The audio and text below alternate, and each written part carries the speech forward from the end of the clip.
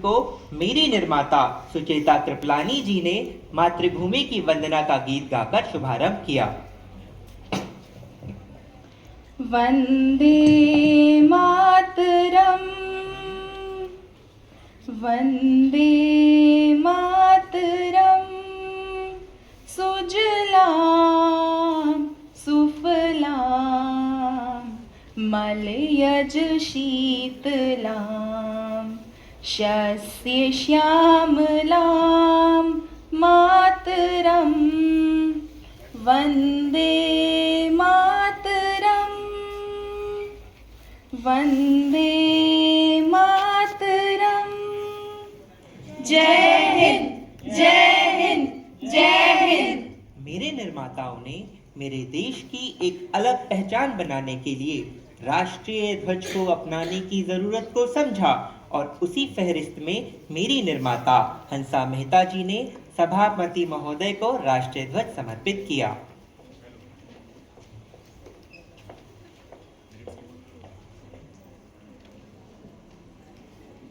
हमने भी आज़ादी की लड़ाई लड़ी, आज़ादी के लिए बलिदान दिए। आज वो लक्ष्य हमने प्राप्त कर लिया है। आज़ादी की ये निशानी तिरंगा देते हुए हम अपने आप को देश सेवा के लिए समर्पित करते हैं। हम शपथ लेते हैं कि हम एक विकसित देश बनाने की ओर बढ़ेंगे और भारत को देशों का देश बनाने के लिए कार्य करेंगे। भारत के निर्माण में पुरुषों ने ही नहीं अपितु महिलाओं ने भी बढ़ चढ़ कर योगदान दिया है और उन्हीं योगदानों में से एक योगदान साझा किया मेरी निर्माता सरोजिनी नायडू जी ने। उन्होंने कहा, सरोजिनी नायडू जी। मिस्टर चेयरमैन, अभी अभी मेरी बहन हंसा मेहता ने संविधान सभा को राष्ट्रीय ध्वज भेंट किया। इस अवसर पर मैं एक वाक्य सुनाना चाहूंगी। जब 42 देशों ने बर्लिन में आयोजित अंतर्राष्ट्रीय सम्मेलन में महिलाओं को भेजा और एक ध्वज परेड शुरू होनी थी, तब तक भारत का कोई आधिकारिक राष्ट्रीय ध्वज नहीं था, जिससे राष्ट्रीय ध्वज की अनुपस्थिति में हमारे देश को अपमानित ना होना पड़े।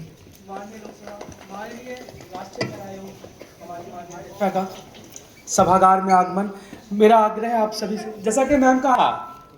श्रीमती पूर्णिमा बनर्जी। सर, मुझे लगता है कि प्रस्तावना संविधान का सबसे महत्वपूर्ण हिस्सा है। मेरा मानना है कि प्रस्तावना में संप्रभुता का उल्लेख किया जाना चाहिए और इसमें हम भारत के लोक कथन को भी शामिल किया जाना चाहिए। मैं भारत का संविधान बोल रहा हूँ। मेरे निर्माण की प्रक्रिया ग्रामीण पुनर्निर्माण की परिकल्पना किए बगैर कैसे पूरी हो सकती है? ऐसे में मेरी निर्माता मालती चौधरी ने ग्रामीण पुनर्निर्माण के महत्व पर जोर दिया। मालती चौधरी जी। महोदय, मेरा यह मानना है कि ग्रामीण पुनर्निर्माण में वयस्क शिक्षा का अहम योगदान है और इसे संविधान में शिक्षा के अधिकार के अंतर्गत शामिल किया जाना चाहिए। भारत में ही नहीं अपितु संपूर्ण विश्व में महिलाओं को दोयम दर्जे का व्यक्ति समझकर उनका सदैव से ही शोषण किया गया। ऐसे में महिलाओं को विवाह संस्था के जरिए समानता दिलाने का श्रेय जाता है मेरे मुख्य निर्माता डॉक्टर अंबेडकर को, जिन्होंने सभा में कहा। Doctor Ambedkar ji. Mister chairman, मैं किसी समुदाय की प्रगति को महिलाओं द्वारा हासिल की गई प्रगति से मापता हूँ। मेरा मानना है कि सही मायने में प्रजातंत्र तब आएगा जब महिलाओं को पिता की संपत्ति में बराबर हिस्सा मिलेगा और पुरुषों के समान अधिकार दिया जाएगा। अतः मैं हिंदू कोड बिल का प्रस्ताव पेश करता हूँ। हिंदू कोड बिल का समर्थन किया मेरी निर्माता कमला चौधरी ने। उन्होंने हिंदू कोड बिल पर अपने विचार सभा में प्रस्तुत किए। कमला चौधरी जी। महोदय, मेरी व्यक्तिगत भावना ये है कि ये हिंदू कोड बिल हमारे भारतीय समाज की प्रगति की राह में एक प्रकार से रामबाण साबित होगा और इससे हमारी उन महिलाओं को लाभ मिलेगा जिन्हें आज भी निम्न स्तर पर रखा जा रहा है। आप सभी भारतीय संसद से तो भली भांति परिचित होंगे ही, पर क्या आप जानते हैं भारतीय संसद का निर्माण कैसे हो और कोई विधेयक कानून कैसे बने, इस बात का सुझाव भी मेरी निर्माता बेगम एजाज रसूल ने ही दिया। उन्होंने कहा, बेगम एजाज रसूल जी, जनाब सदर साहब, आई बेग टू मूव कि भारतीय संसद में 2 सदन होने चाहिए, the council of states and the house of people. सूबों की सभा और जनसभा हो, और साथ ही साथ कोई भी विधेयक बिना राष्ट्रपति के अनुमति के कानून नहीं बन सकता। ऐसा प्रावधान भी हमारे संविधान में होना चाहिए। आधुनिक भारत में दमितों एवं वंचितों को भी समान अवसर मिले, इस बात की महत्वता को भी सभा ने समझा और इसे पुरजोर रूप से उठाया मेरी निर्माता दाक्षायणी वेलायुधन ने। उन्होंने कहा, दाक्षायणी जी, महोदय, अस्पृश्यता और छुआछूत को खत्म करने संबंधी प्रावधान को बिना स्थान दिए हम संविधान की कल्पना भी नहीं कर सकते हैं। अतः मैं छुआछूत को खत्म करके अवसर की समानता को संविधान में जोड़े जाने का प्रस्ताव रखती हूँ। मैं भारत का संविधान बोल रहा हूँ। 1947 के भारत में उस समय बाल मजदूरी जैसे कई अभिशापों ने भारत को जकड़ा हुआ था, जिनसे मुक्ति दिलाने का श्रेय भी मेरी ही निर्माता दुर्गाबाई देशमुख को जाता है। उन्होंने सभा में कहा, दुर्गाबाई देशमुख जी, महोदय, जब हमारा संविधान पशु पक्षियों एवं वनों तक के बारे में सोच सकता है, तो क्या ये संविधान बच्चों एवं अनाथ बालकों के संरक्षण एवं शोषण मुक्ति के लिए कुछ नहीं करेगा? क्या हमारी सभा इनके लिए कोई कानून नहीं बनाएगी? मेरे निर्माण के समय सभा के लिए यह अंदाजा लगा पाना मुश्किल था कि भविष्य में क्या होगा, भविष्य के गर्भ में क्या छुपा है। इस बात को समझने के लिए भारतीय संविधान में आमूलचूल परिवर्तन करने का सुझाव मेरी निर्माता रेणुका रे ने दिया। उन्होंने कहा, रेणुका रे जी, महोदय, मेरे अनुमान से हम आज जो भी संविधान बनाएं, हमारे लिए यह तय कर पाना मुश्किल होगा कि भविष्य में यह हमारी आवश्यकता अनुसार समायोजित होगा या नहीं। मैं इस कथन से बिल्कुल सहमत हूँ कि संविधान को लचीला होना चाहिए, अतः मैं ये प्रस्तावित करना चाहती हूँ कि संविधान में संशोधन की प्रक्रिया को अगले 10 वर्षों के लिए साधारण बहुमत द्वारा संभव किया जाए। महिलाओं को सशक्त बनाने की राह में सबसे बड़ी बाधा थी लिंग भेद, अतः महिलाओं को लिंग के आधार पर समानता दी जाने की वकालत की मेरी निर्माता अमृत कौर ने। उन्होंने सभा में कहा, राजकुमारी अमृत कौर जी, जनाब, हम सिर्फ इतना मांग रहे हैं कि महिलाओं को कानून में समाज एवं शिक्षा के समक्ष बराबरी का अधिकार मिले, क्योंकि ये हर इंसान का अधिकार है।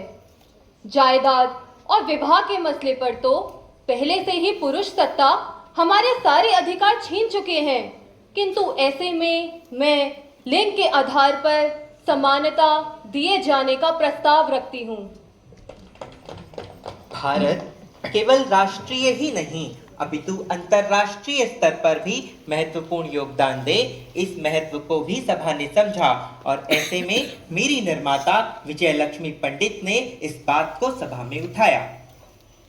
विजय लक्ष्मी पंडित जी, मिस्टर प्रेसिडेंट, भारत अंतर्राष्ट्रीय दृष्टिकोण को नजरअंदाज नहीं कर सकता। पूरी दुनिया को एकजुट बनाने के आज नए दौर में हम राष्ट्र को अलग करने की बात कैसे कर सकते हैं? हमें एक ऐसी दुनिया बनाने के लिए काम करना होगा जिसमें भारत एक मुख्य भागीदार हो। केंद्र सरकार को मजबूती प्रदान करने अर्थात सत्ता के केंद्रीकरण के विषय पर भी सभा में चर्चा हुई और ऐसे में मेरी निर्माता एनी मैस्क्रीन ने इस विषय पर जोर दिया। एनी मैस्क्रीन जी, मिस्टर प्रेसिडेंट, मुझे एक बात बहुत महत्वपूर्ण लगती है, वह है सत्ता का केंद्रीकरण। विश्व में कोई भी राज्य, कोई भी साम्राज्य बिना सत्ता के मजबूत केंद्रीकरण के नहीं टिक पाया है। अतः मेरा मानना है कि हमें सत्ता के केंद्रीकरण की ओर ध्यान देना चाहिए एवं केंद्र सरकार को मजबूत बनाने की पहल करनी चाहिए। क्या आप जानते हैं, संपूर्ण विश्व में किसी भी दूसरे देश ने महिलाओं को पहली बार में पुरुषों के समान समानता नहीं दी। ऐसे में जब मेरा यानी भारतीय संविधान का निर्माण हो रहा था तो सभा में इस बात पर भी चर्चा की गई कि महिलाओं को पुरुषों के समान पहली बार में ही समानता दी जाए और इस विषय का धन्यवाद दिया मेरी निर्माता अम्मू स्वामीनाथन ने। उन्होंने कहा, अम्मू स्वामीनाथन जी। सर, समान अधिकार एक बहुत बड़ी उपलब्धि है। इसे संविधान में शामिल किया जाना अति महत्वपूर्ण है। कई अन्य देशों के लोग ने कहा है कि भारत ने अपनी महिलाओं को समान अधिकार नहीं दिए। अब हम ये गर्व से कह सकते हैं कि भारत के लोगों ने जब स्वयं अपना संविधान बनाया तो भारतीय महिलाओं को भी हर नागरिक की तरह संपूर्ण अधिकार दिए, जिससे महिलाएं भारत को एक महान देश बनाने में सहयोग करेंगी। अतः मैं संविधान को पारित करने का समर्थन करती हूँ। तो इस तरह 2 वर्ष 11 महीने 18 दिन के लंबे संघर्ष के बाद मेरा यानी भारतीय संविधान का निर्माण हुआ और मेरे प्रारूप की एक प्रति मेरे मुख्य निर्माता डॉक्टर अंबेडकर ने सभापति महोदय को समर्पित की।